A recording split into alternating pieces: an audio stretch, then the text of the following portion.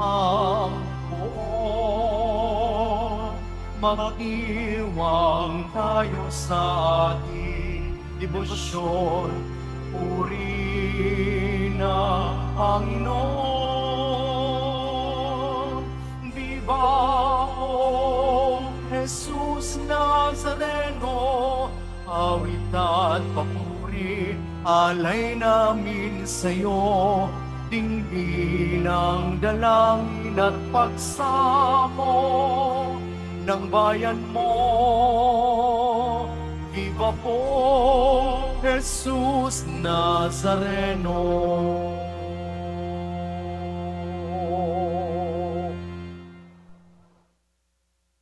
Sa ngalan ng Ama at ng Anak at ng Espiritu Santo, Amen. ang pagpapala ng ating Panginoong Jesucristo, ang pag-ibig ng Diyos Ama, at ang pagkakaisa ng Espiritu Santo naway sa inyong lahat. At sumayo rin. Mga kapatid, nasa Biyernes tayo, araw ng ating pong Isus Nazareno, sa ika-10 na linggo sa karaniwang panahon. Sama po natin sa misa natin ngayon ang mga intensyon para sa araw ngayon.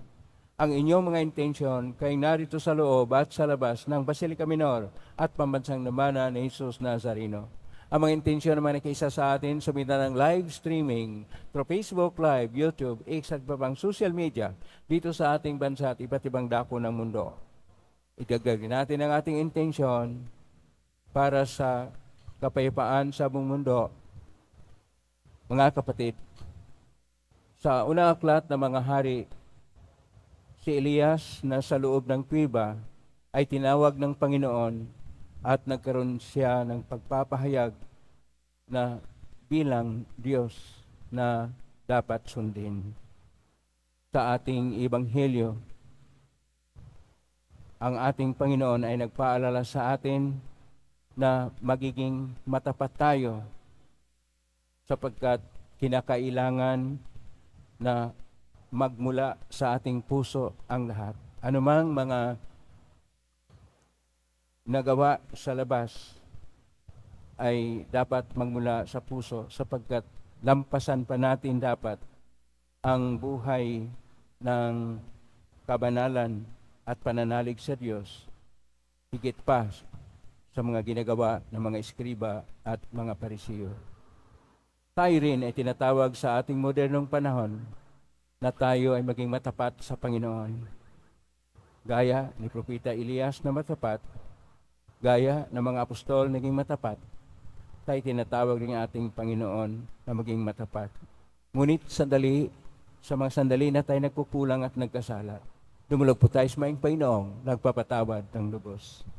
Sinugong tagapagpagaling sa mga nagsisisi, Panginoon, kaawaan mo kami. Panginoon, kaawaan mo kami. Dumating na tagapag-anyayang mga makasalanan ay magsisi, Kristo, kaawaan mo kami. Kristo, kaawaan mo kami. Nakaluklok ka sa kanan ng Diyos Ama para ipamagitan kami, Panginoon, kaawaan mo kami. Panginoon, kaawaan mo kami. Kaawaan tayo makapangyarihang Diyos, patawarin tayo sa ating mga kasalanan, at patnubayan tayo sa buhay na walang hanggan. Amen. Manalangin tayo.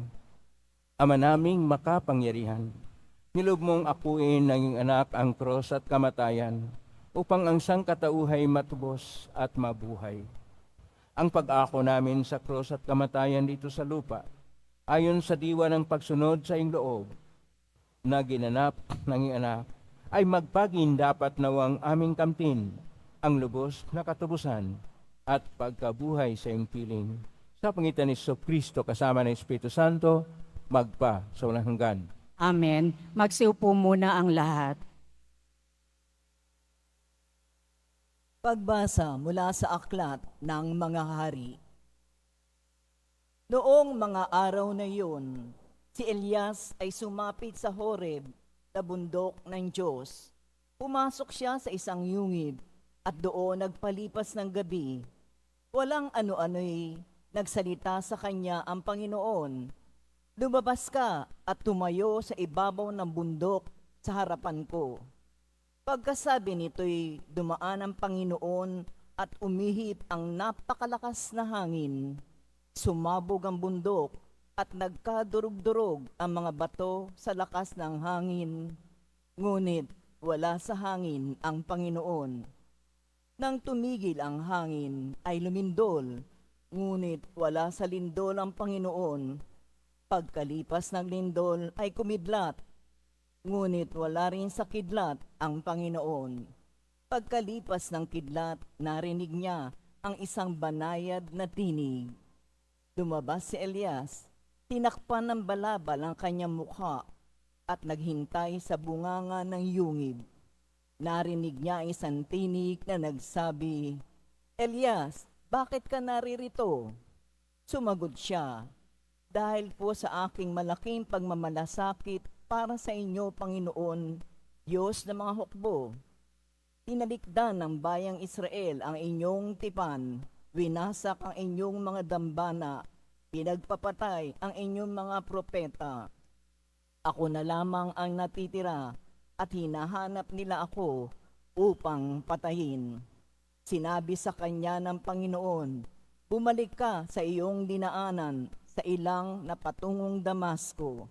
Pagdating mo ng lungsod, pahiran mo ng langis si Hazael bilang hari ng Syria at si Jehu na anak ni Nimsi bilang hari ng Israel.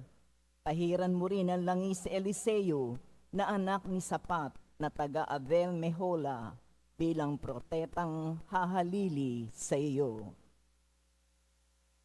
Ang salita ng Diyos. Salamat sa Diyos.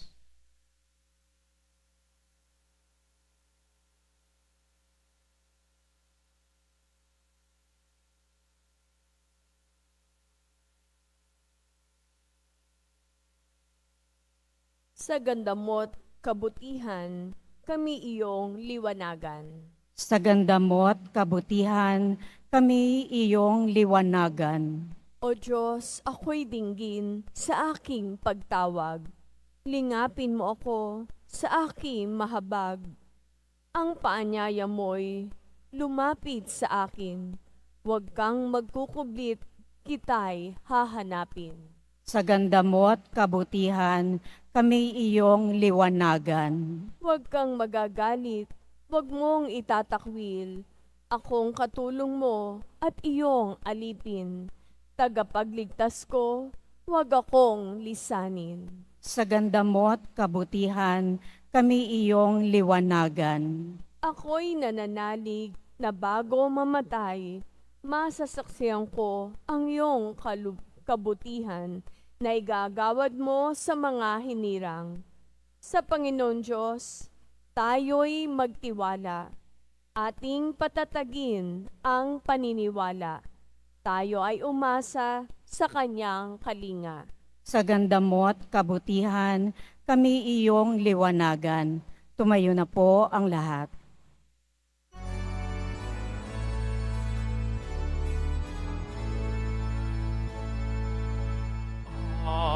Alleluia, Alleluia,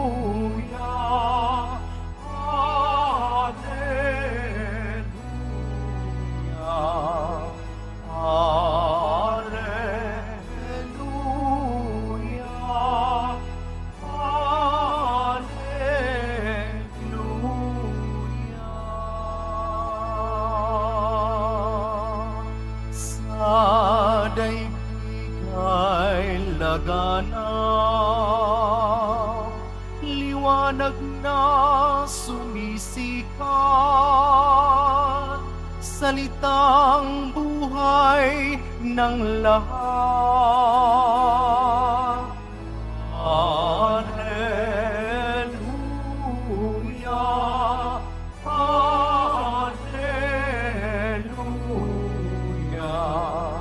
Alleluia.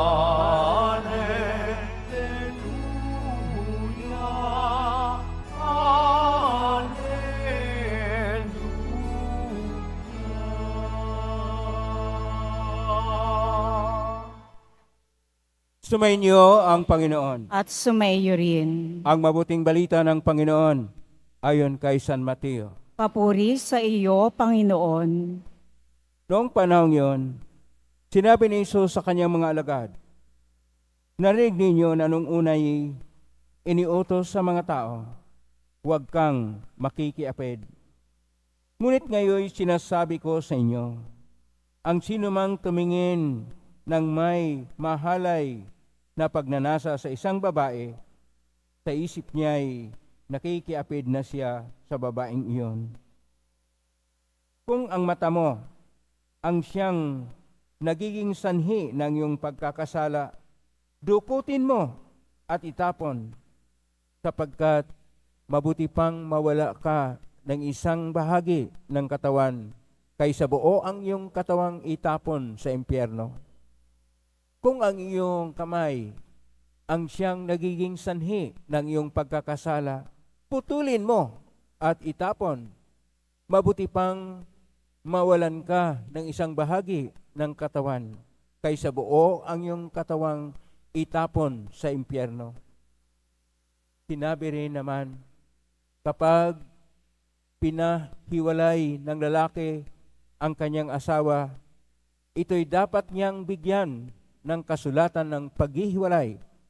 Ngunit ngayon, sinasabi ko sa inyo, kapag pinahiwalay ng isang lalaki ang kanyang asawa nang hindi naman ito nangangalunya, at ito'y nag-asawang muli, ang lalaking iyo'y nagkasala. Itinulak niya ang kanyang asawa sa pangangalunya, at sino mang mag-asawa sa babaeng hinihiwalayan ay nangangalunya. Ang mabuting balita ng Panginoon. Pinupuri ka namin, Panginoong Heso Kristo. Magsiupo muna ang lahat. Isang mapagpalang araw po sa inyong lahat. Purihin po natin ang ating pong Hesus Nazareno. Nasa Biyernes tayo, araw ng ating pong Hesus Nazareno. Araw din na tayo magpasalamat sa Kanya at dumudulog ng mga biyayang kinakailangan natin. Araw din tayo ngayon na tayo ay magninilay-nilay. Gaano ba tayo katapat sa Panginoon? Ang katapatan na mula sa Hebreo ay imuna. At dahil ang ating mga pagbasa ay sa Koinokon na Grigo, ang katapatan ay pistotita, na nasali naman sa Latin, fidelitas, kaya mayroon tayong salitang Espanyol na fidelidad o sa ating salita, katapatan. Ano man ang iyong salita, ang katapatan natin sa Diyos ay napakahalaga. Si Elias, napakatapat sa Panginoon. Pero dahil sa kanyang katapatan, siya ay kailangang magtago at nagtago siya sa isang yungib o isang pook na kung saan doon siya muna mananatili sapagkat siya'y hinahabol dahil siya'y nagsasaksi kay Yahweh na tunay na Diyos at nagkaroon ng alay doon sa bundok Carmel. Pero ng araw na yon ay tinanong siya ng Panginoon na lumabas ka at tumayo sa ibabaw ng bundok. Dahil hinahamon si Elias at nagintay siya ng pagnanahan o pagpapahayag ng Diyos sa kanyang pagnanahan. May lindol, may malakas na hangin, at anumang mga pangyayari sa kapaligiran, pero hindi napahayag ang presensya ng Diyos. Pero ngayon sa unang aklat ng mga hari, Kapitulo 19, versikulo 12, mayroong banayad na hangin. Sa original na pagkasulat nitong banayad na hangin ay Kol Dimama. Kol Dimama, kung iyan ay ating isalin, ay ito yung tinig na malalim at banayad o banayad na tinig mula sa kalaliman. Kol Dimama. Ito yung tinig ng Diyos. Banayad, hindi nakakatakot sapagkat siya'y matapat at nagpahayag siya kay Elias na naging matapat. Dito sa ating Ebanghelyo, ang katapatan natin ay ang pagkaroon ng buhay na may moralidad na mas mataas kaysa maihambing sa mga Parisiyo at mga Eskriba. Sapagkat kung tingnan ang mga batas o kaya ang kautusan, sinabi lang na ang pagsunod sa mga Eskriba at mga Parisiyo ay hindi sila mapababilang sa paghahari ng Diyos sapagkat iba ang kanilang mga pagpapahayag ng pananalig sa Diyos. Sila ay matapat lang sa mga nakasulat na kautusan. Kaya sabi ng ating Panginoon, narinig niyo nung una na iniutos, huwag makikiapid. Pero ang sabi ng Panginoon, maski nasa isip ka lang, ikaw ay nagkasala at nakikiapid na. Kaya sinasabi pa niya, napakalakas yung hamon ng Panginoon. Kung ang mata o ang kamay mo ay sanhi ng pagkakasala, dukutin mo. Tingnan mo yung katabi mo, kumplito ba sa mata o kamay? Pero hindi tayo ganon kalupit. Pinapaalala sa atin ng Panginoon na tayo'y maging tunay na matapat sa Kanya. Maging matapat sa Kanya na kung saan atin rin bigyang proteksyon ang magandang relasyon sa pamilya at sa tao. Bawal ang diborsyo. Kaya sinasabi ng ating Panginoon, kung sino yung mag-asawa ng hinihiwalayan, siya'y nangangalo niya. At tayo pa naman sa Pilipinas, na noong Lunes, 10 ng Hunyo, ay ipinasa na sa Senado ang House Bill 9349 na tinatawag na absolute divorce sa Pilipinas. Maraming pumalakpak dito, pero hindi po kami sa simbahan sapagkat klaro po ang sinasabi ng ating Panginoong Diyos sa Ebanghelyo ni San Marcos, Kapitulo 10, Verso 9, kung ano ang pinag-isa ng Diyos, hindi dapat hiwalayin ng kahit sino mang tao. Sapagkat ang lahat ng ginagawa natin ay siyang pagrebelde sa Diyos. Kaya magkaroon ng diborsyo. Ang siyang pagtingin ng mahalay sa kapwa sapagkat wala ng respeto sa kapwa-tao. Ang gusto ng Diyos na kailangan tayong maging matapat. At kung tayo maging matapat sa Kanya, magkaroon tayo ng malinis na puso.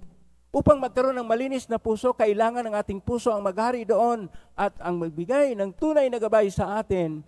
Ang maghari ay ang Diyos at ang Kanyang salita.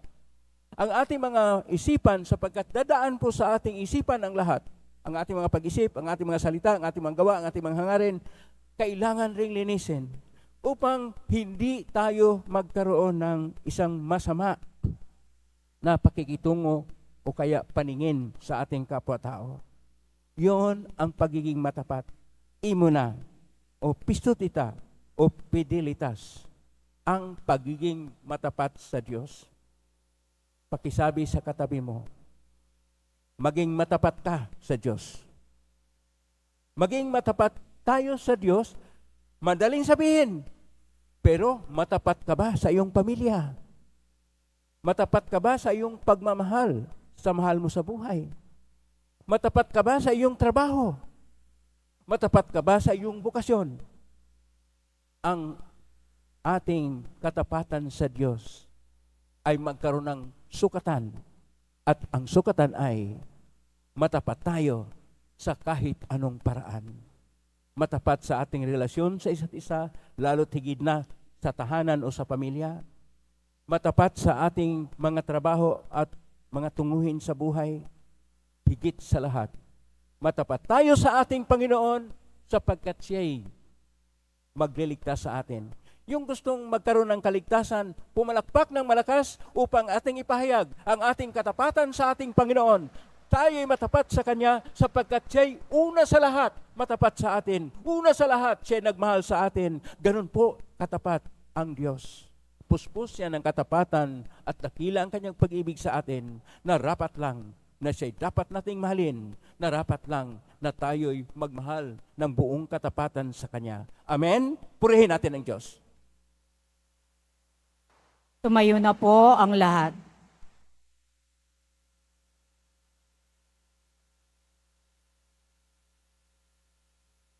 Minamahal ko mga kapatid, idulog natin sa mahal na pong Isus Nazareno ang ating mga kahilingan. Taglay ang matibay na panampalataya sa kanyang pagkadiyos, ang tapat na pag-asa sa kanyang kapangyarihan, at ang maningas na pag-ibig sa kanyang puso. Atin pong itutugon, mahal na pong Isus Nazareno, kaawaan mo kami. Mahal na poong Jesus Nazareno, kaawaan mo kami. Upang ang Eukaristiya na ating tinatanggap sa komunyon at inihahandog sa misa bilang alaala ng mga hirap ng mananakop ay magdulot sa atin ng wagas na pagmamahal sa Diyos at sa kapwa. Manalangin tayo. Mahal na poong Jesus Nazareno, kaawaan mo kami. Upang ang panalangin ni Jesus Nazareno sa halamanan ng Getsemani, na dito'y pinawisan siya ng dugo, ay maghasik sa atin ng pagkahilig sa panalangin na siyang mabisang lunas sa lahat ng karamdaman ng tao. Manalangin tayo. Mahal na poong Jesus Nazareno, kaawaan mo kami.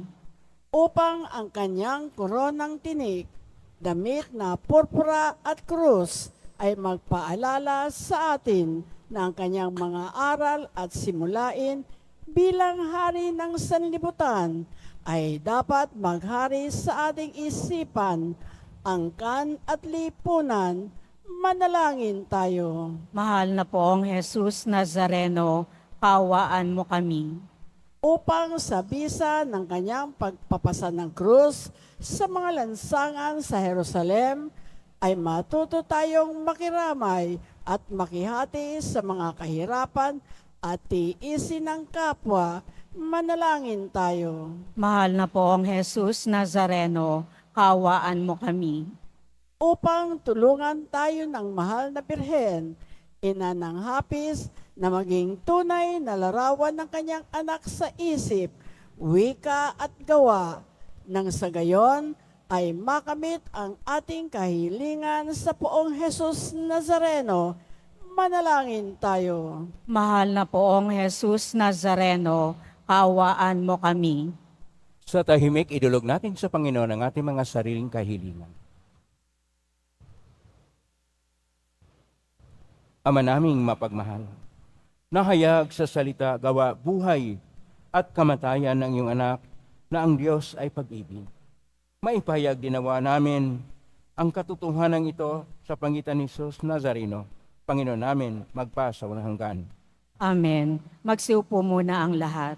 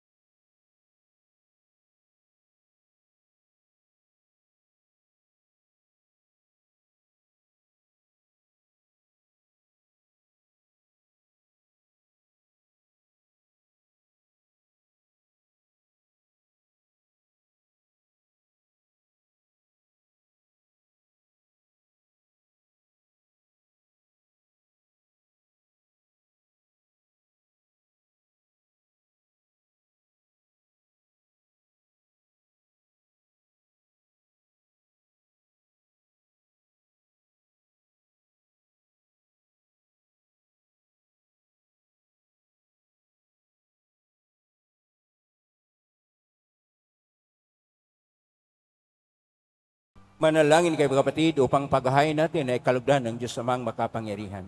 Tanggapin nawa ng Panginoon itong paghahain sa iyong mga kamay, sa kapurihan niya at karangalan, sa ating kapakinabangan at sa buong sambayanan niyang banal. Ama naming lumikha, sa ikapagpapatawad ng mga kasalanan, maganap nawa ang paghahain ito, na sa dambana ng cross ay siyang pumawi sa kasalanan ng buong mundo, sa pangitan ni Jesucristo kasama ng Espiritu Santo, magpa sa walang hanggan.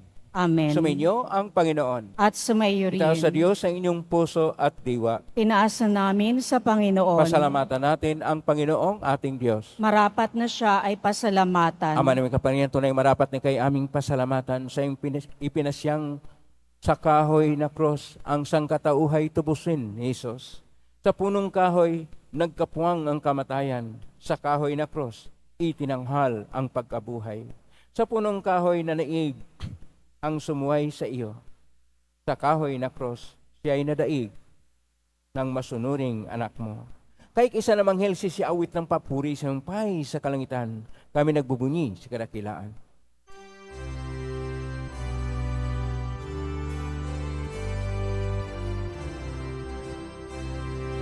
Santo, Santo, Santo, Panginoong Diyos ng mga hukbo, na puno ang langit at lupa ng kadakilaan mo. Hosana sa kaitaasan, pinagpalang na parito sa ngalan ng Panginoon. Hosana sa kaitaasan.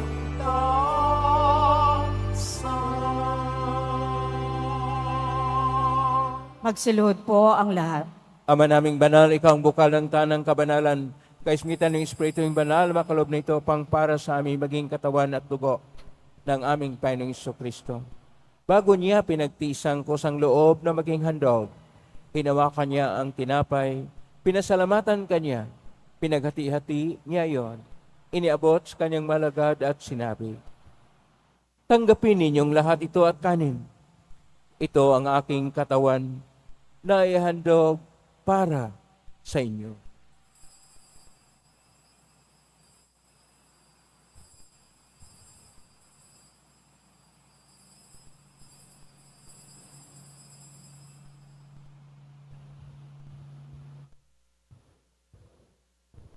Gayun naman nung matapos ang hapunan, hinawakan niya ang kalis, muli kanyang pinasalamatan.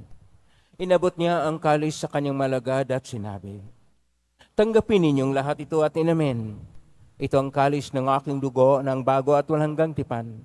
Ang aking dugo na ibubuhos para sa inyo at para sa lahat sa ikapagpapatawad ng mga kasalanan. Gawin niyo ito sa pag-alala sa akin.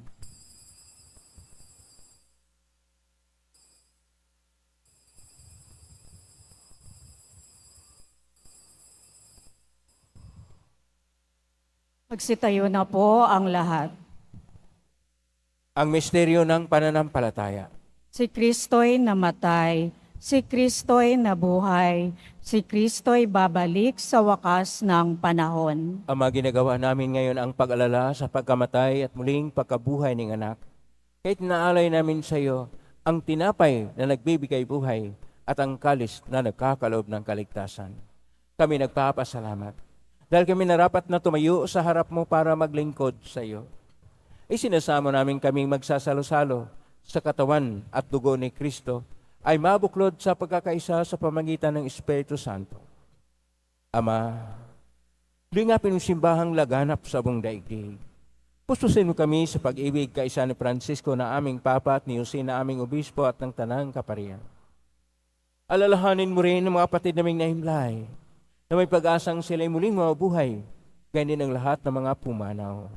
Kaawaan mo sila at patuloyin sa iyong kaliwanagan. Kawaan mo dapatin kaming lahat na makasalo sa buhay na iyong wakas. Kaisa ng mahal na Birhen Maria na Ina ng Diyos, ng kabiyak ng puso niyang si San Jose, kaisa ng mga apostol, ni San Juan Bautista, ni San Roque, ni San Lorenzo Ruiz de Manila, ni San Pedro Calungsod, at ang lahat ng mga banal na namuhay dito sa daigdig na ang kalugod-lugod sa iyo, may pagdiwang nawa namin ang pagpupuri sa karangal mo sa pangitan ng anak na aming Panginoong Jesucristo. Sa pamamagitan ni Kristo, kasama niya at sa Kanya,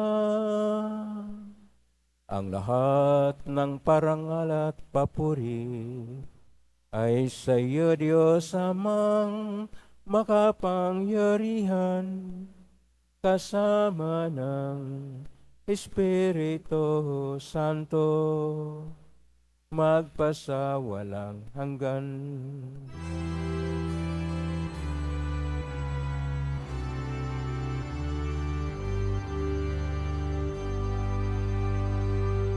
Amen. Amen.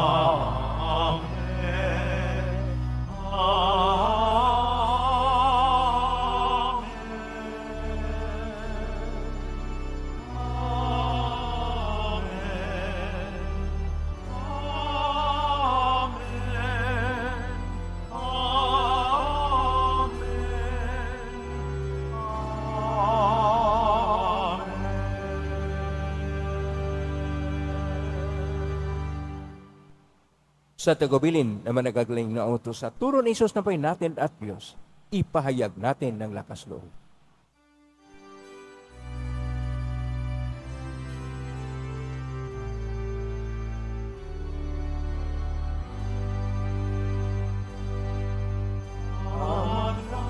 Manalangin, sumasalang ka sa ating nangalan mo, mabasa amin ang kaharian mo, sundin ang loob mo. Dito sa lupa para ng salangin.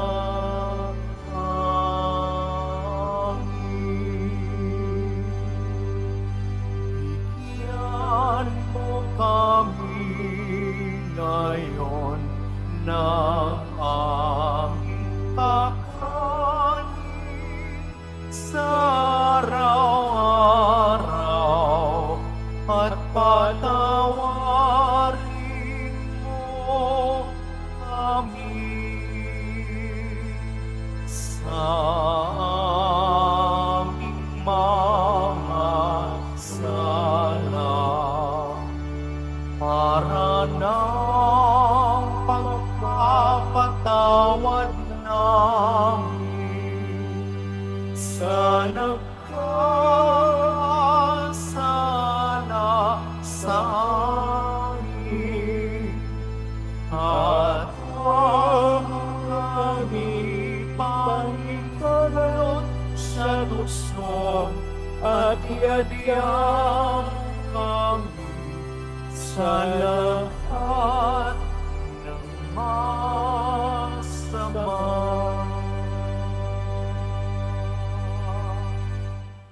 Dinig namin kami adya sa lahat ng masama. Pagkalooban ng kapayapaan araw-araw, iligtas sa kasalanan at ilayo sa lahat ng kapahamakan, samantalang aming pinanabikan ang dakilang araw ng pagpapahayag ng tagapagligtas naming si Jesucristo. Sapagkat iyo ang kaharian at ang kapangyarihan at ang kapurihan magpakailanman. Amen. Panginoong Jesucristo, sinabi mo sa mga apostol, kapayapaan ang iniiwan ko sa inyo. Ang aking kapayapaan ang binibigay ko sa inyo. Tunghayin mo ang aming panampalataya at huwag ang aming pagkakasala. Pagkalooban mo kami ng kapayapaan at pagkakaisa ayon sa kalooban, kasama ng Espiritu Santo, magpa sa walang hanggan. Amen. Ang kapayapaan ng Panginoon ay laging sumainyo. At sumayo rin. Magbigayin kayo ng kapayapaan sa isa't isa. Kapayapaan.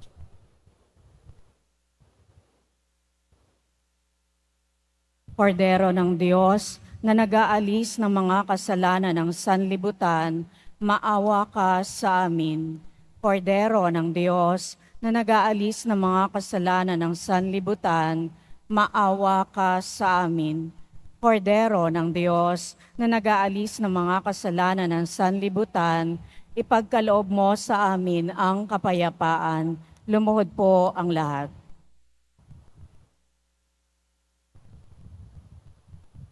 Ito ang kordero ng Diyos. Ito ang nag-aalis na makasalanan ng sanlibutan. Mapalad ang mga inaanyayahan sa piging ng kordero. Panginoon, hindi ako karapat-dapat na magpatuloy sa iyo, ngunit sa isang salita mo lamang ay gagaling na ako. Katawan ni Kristo. Amen.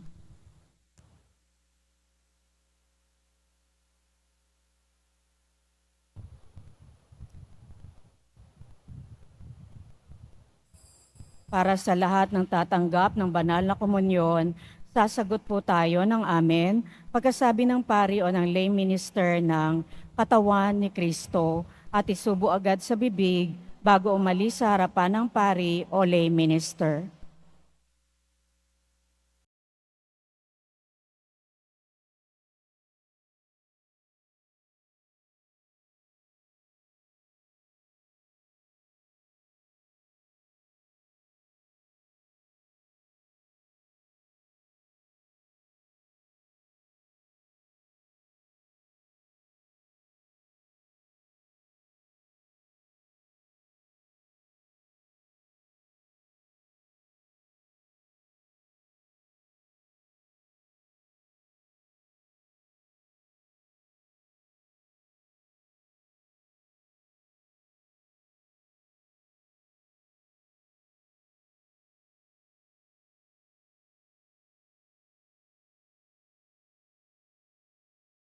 Tumayo na po ang lahat. Manalangin tayo.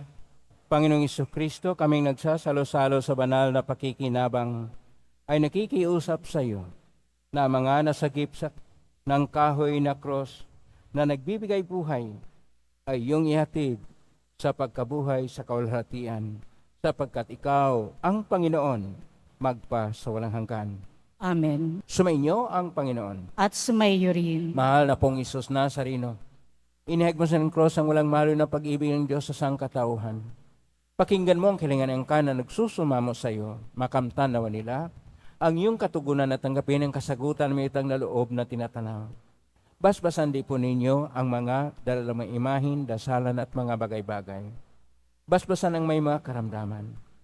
Sa pamagitan ng benisyon ito, naway maalala ng pangako na sa binyag na ikaw ay kanyang ibigin at paglalingkuran bilang Panginoon magpa sa walang hanggan. Amen. Pagpalain kayo ng makapangyarihang Diyos, Ama at Anak at Espiritu Santo. Amen. Umay kang taglay ang kapayapaan, pag-ibig at pag-asa ng Pong Isus Nazareno. Salamat sa Diyos. Purihin natin ang ating Pong Isus Nazareno.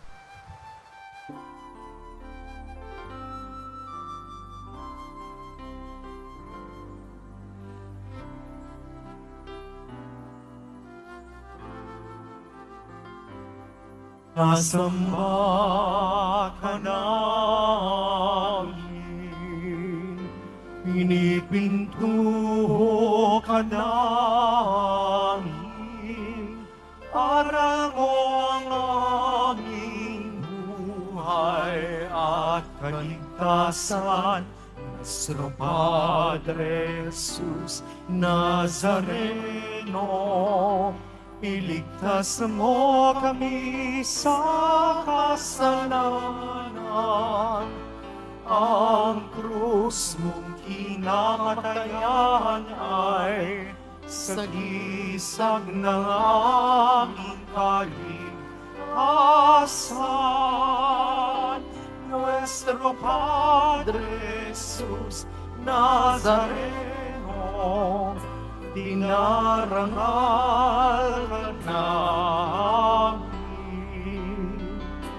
Nuestro Padre Jesus Nazareno, niluluwalhati ka namin.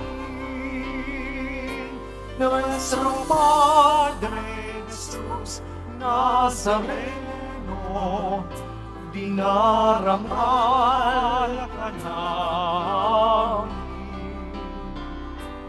Nuestro Padre Jesus Nazareno, niluluwalhati ka namin.